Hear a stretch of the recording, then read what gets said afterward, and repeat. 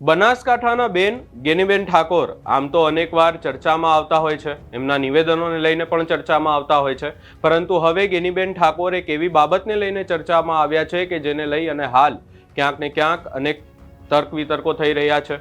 એવા આક્ષેપો ગેનીબેન ઉપર કરવામાં આવ્યા છે કે તેમની ગાડી દ્વારા એક જે છે એ યુવકનો અકસ્માત કરવામાં આવ્યો અને ત્યારબાદ હવે શું આખો મામલો છે, યુવકના ભાઈ દ્વારા શું આરોપ લગાવવામાં આવ્યા છે એની ચર્ચા કરીશું। નમસ્કાર, હું છું ઉજ્જવલ અને આપ જોઈ રહ્યા છો નિર્ભય ન્યૂઝ।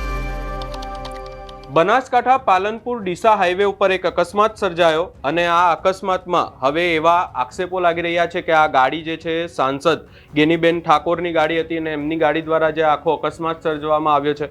વધુમાં અહીંયા એવું કહેવામાં આવી રહ્યું છે કે ગેનીબેન જ્યારે આખી અકસ્માતની ઘટના ઘટી ત્યારે ગેનીબેન એ ગાડીમાં જ હાજર હતા અને ત્યારબાદ અકસ્માત થયો અને આ અકસ્માત થયા બાદ ગેનીબેન ઠાકોર ત્યાં ઊભા પણ ન રહ્યા અને તે એમની ગાડી લઈ અને ત્યાંથી જતા રહ્યા એવા આક્ષેપો કરવામાં આવી રહ્યા છે। વધુમાં કહેવામાં આવ્યું છે કે આખી ઘટના બાદ જે ઘટનાના ફોટો વિડીયો હતા કે જેની અંદર ગેનીબેન ઠાકોર હાજર હતા એ વિડીયો પણ ગેનીબેન ઠાકોરે ત્યાં ક્યાંક ને ક્યાંક ગેનીબેન ઠાકોર અને એમના માણસો દ્વારા એ વ્યક્તિના ફોનમાંથી ડિલીટ કરાવવામાં આવ્યા છે। ત્યાં જે લોકો હાજર હતા એ લોકો પાસેથી એ વિડીયો પણ ડિલીટ કરાવવામાં આવ્યા છે એવા આક્ષેપો લગાવવામાં આવ્યા છે। વધુમાં કહેવામાં આવ્યું છે કે આ આખી બાબતને લઈ અને અકસ્માત સર્જાયો અને અકસ્માત સર્જાતા જ ગેનીબેન ઠાકોર ત્યાંથી જતા રહ્યા હતા।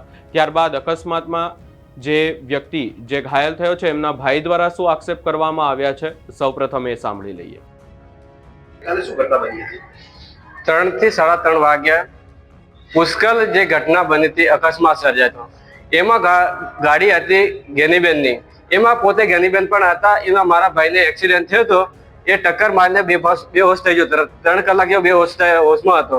એ પણ ગેનીબેન પોતે હતા, ઉતર્યા ને તો સિવિલ હોસ્પિટલને દ્વારા નહીં ખસેડવામાં આવ્યા ને એ દિવસે તો સાથમાં કોઈ માણસ પણ મેકવામાં આવ્યો હતો।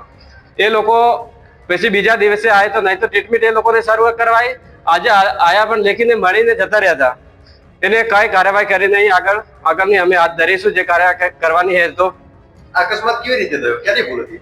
અકસ્માત તો એ ગેનીબેનની જે ગાડી હતી એ સિંગલ રોડ ઉપર હતી, એને બેદરકારીના કારણે અકસ્માત સર્જાયો હોય। એ અમે જોઈ તો છોકરાને પણ વિડીયો પણ બનાવ્યો તો ગેનીબેને વિડીયો પણ એ લોકોને ડિલીટ કરાયા, ફોટા પણ ડિલીટ કરાયા ઉતરીને, એવું કહેવામાં આવે છે। તમારી બેની કન્ડિશન કેવી છે? અત્યારે તો થોડી બહુ ખરાબ છે, લેકિન જો સારવાર થઈ જાય તો હશે। શું માંગવા તમારે? તમારે શું માંગ છે? તમારે શું માંગ છે? हमारी जो ट्रीटमेंट में मेरा भाई ठीक है, अच्छा हो जाएगा ना तो ठीक है। इससे मेरा नाम है मानसा नसाभाई। અહીંયા આરોપ લગાવવામાં આવ્યો છે કે આ આખી ઘટના ઘટી અને જેની અંદર જે ગેનીબેન ઠાકોરની કાર હતી અને ગેનીબેન ઠાકોર એ કારમાં જ બેઠા હતા, આ યુવકનો અકસ્માત થયો અને ત્યારબાદ ગેનીબેન ઠાકોર એમને હોસ્પિટલ લઈ જવા માટે પણ ત્યાં ઊભા ન રહ્યા એવા આક્ષેપ લગાવવામાં આવી રહ્યા છે। વધુમાં કહેવામાં આવ્યું છે કે બીજા દિવસે જ્યારે એમને હોસ્પિટલમાં જે છે એડમિટ કરવામાં આવ્યા, એ યુવકને એડમિટ કરવામાં આવ્યો અને ત્યારબાદ એ યુવકની જે છે ખબર અંતર પૂછવા માટે ગેનીબેન ઠાકોર ત્યાં પહોંચ્યા હતા, પરંતુ એ દિવસે ત્યાં જ્યારે આખી ઘટના ઘટી ત્યારે ગેનીબેન ઊભા ન રહ્યા એવા પણ આરોપ લગાવવામાં આવી રહ્યા છે। અને હવે આ આખી બાબતને લઈ અને એમના યુવક દ્વારા નિવેદન આપવામાં આવ્યું છે, કહેવામાં આવ્યું છે કે આ આખી બાબતમાં એમને ન્યાય મળે। હવે ક્યાંક ને ક્યાંક આ આખી ઘટનાની જો ચર્ચા કરવામાં આવે તો હાલ આ તમામ આક્ષેપો છે, આરોપ લગાવવામાં આવી રહ્યા છે, તર્ક વિતર્ક હજી સુધી થઈ રહ્યા છે આખી ઘટનાને લઈને। હજી સુધી એવો કોઈ વિડીયો સામે નથી આવ્યો કે જેની અંદર ગેનીબેન ઠાકોર એ ગાડીમાં હાજર હોય અને ત્યાં ગેનીબેન ઠાકોર એ વખતે અકસ્માત સમયે પણ હાજર હતા, ગેનીબેન ઠાકોરની ગાડી હોય, એવા કોઈ પણ પ્રકારના હાલ જે છે તથ્યો સામે નથી આવ્યા। પરંતુ એની સામે એવું કહેવામાં આવ્યું છે કે ગેનીબેન ઠાકોર અને તેમના લોકો દ્વારા આખી બાબતના જે વિડીયો હતા, ઘટના સમયના વિડીયો હતા, એ ડિલીટ કરાવી દેવામાં આવ્યા છે। આગામી સમયમાં જોવાનું રહેશે કે આખી ઘટનામાં શું તર્ક નીકળીને આવે છે। હાલ આ આખી ઘટનામાં ગેનીબેન ઠાકોર ઉપર આરોપ લાગ્યા છે। આ સમગ્ર બાબતને લઈ અને તમારો શું અભિપ્રાય છે અમને કમેન્ટ કરી જરૂર જણાવશો।